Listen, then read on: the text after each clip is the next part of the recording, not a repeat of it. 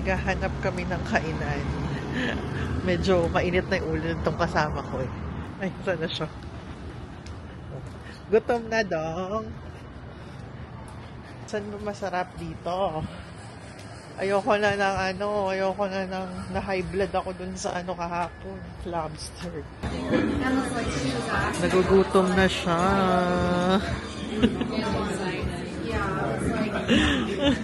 No patience tonight. Anong masasabi mo? Nagugutom ka na?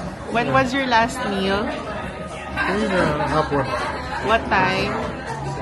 So, mamaya na. Hindi na siya makapagsalita. You cannot elaborate. You're that hungry. Oh, merong McJolly, Filipino fast food restaurant. Oh, McJolly oh. That's funny. McJolly? I am not hungry yet. McJolly.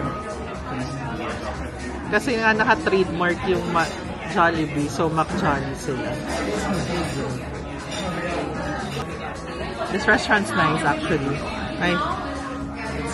Pineapple din sila. Pandan. It's nice here.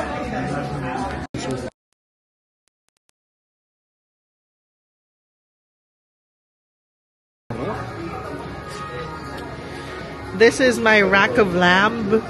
Looks really good with rice. How about yours? This is my rack of chicken. Looks really good. Nakakapag-joke na siya. Nakakain na siya.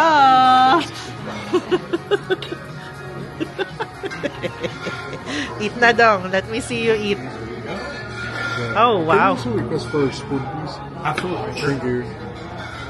Ano ba sinasabi? Oh, no to gout. And we also have this sushi. And dessert. And sashimi. Wait, yes. Let's dig in. Everything looks okay for you too? So okay, awesome. Thank you. Ha? sarap naman sila. Masarap na. Okay.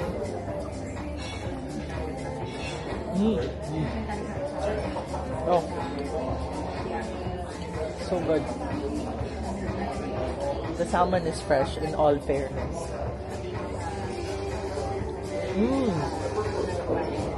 Cheers. Cheers. Drink it. Is it good? Nakapag-joke na talaga siya, busog na siya. Nakapagbawas na nga yan eh. Kakainin pa niya to. You know, this rack of lamb is so good. The fried rice so good. The sushi's good. The salmon's good. The appetizers that we had were good. And then the chicken. Look naman! Grabe na. Ay, nako. Bawal magutom ang dodong. Look at our view. It's so pretty here. I wanna know what makes, what makes a good vacation for you? What's a good vacation? Enough budget. More than enough budget. Convenience, comfort. So, like, is an ideal vacation for you like more of a luxury vacation? Hindi naman luxury. Parang ano lang. Yung komportable, relax. Nakakapagpahinga ka. You don't walk and you take that back to everywhere? Yeah. So you do it. So, like, a beach vacation would be it? Yeah. Good vacation for me is Cancun. I want to try other resorts, like other beach destinations. May nakapitbahay ng hotel? No, like other places. Doon ka. May gagawin na ako dun eh. Ikaw, what makes a good vacation? What is a good vacation for you? As long as it's a nice, as long as I'm comfortable in the hotel. Like, and it doesn't smell, Oh, and it's not dirty. okay. there's no like spirits around. Yeah. What's our worst vacation so far? What's our worst trip? Try to think of that. Account. Try to think. What's the worst trip we've had so far? Since we started traveling. Nagpalawat tayo. Sa Avellino, the hotel was really bad. Yeah. Nung lumipat tayo, okay. And even if we transferred to a nicer hotel, the nicer hotel is still not that nice. Masarap na doon yung lunch. Bawal mag-debate kung sipag ka. Yun dapat. I really don't like Tito Mikey yun, diba? Oh, tropa ko yan. Who said that? Tito Mikey? For some reason, he doesn't resonate with me. I'm not his audience. May video siya na kinakausap yung sarili niya. Hmm?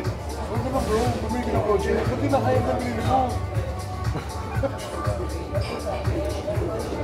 Sa iba cringe yun. How do we feel? Are we full now? Bulutin. It's so nice here. Look at the moon, Dodong. The moon. Yeah. It looks fake. Can you see it? It's right there. Yeah. It's right there. Ano yun? Parang marina. Dubai Marina. Yeah. Yeah, that's what it is. It feels like the Dubai Marina. So what was your favorite with what we eat? Well, the good service.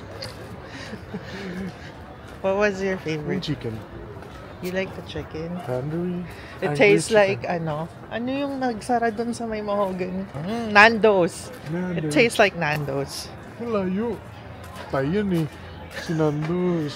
Yeah, you know why we liked the restaurant? Because we found out that the two main head chefs were Filipinos. That's probably why. My theory is they put magic syrup in the dishes because their fried rice is so good. Yeah. It really is so good. Doon magic fried rice. Whatever. Magic. Uy, nagjo-joke na naman siya. Busog na siya. Ano man joke mo, Dodong? Ha? Mag-joke ka pa. Alam mo yung merong Australian, Filipino, tsaka Bangladesh. Oo. Kung sino daw yung pailing ng elepante, mananalo. Yung una, Australian. Sobrang laking tao. Oo. Ginawa niya, ginawa niya yung tenga, natanggal yung tenga, hindi pa rin umiling. Sunod yung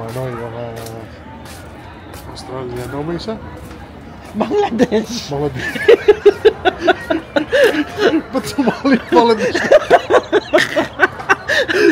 Filipino ba? I don't know. Ba't sumali yung Bangladesh dun? Sige, yari siya, bodybuilder rin eh. Sobrang laki. Ginawakan niya sa yung dito, yung husk. Ang elepante, nabali. Hindi pa rin umiling. Ito na Pilipino. Pilipino, hindi ganun kalaki. Kulit lang.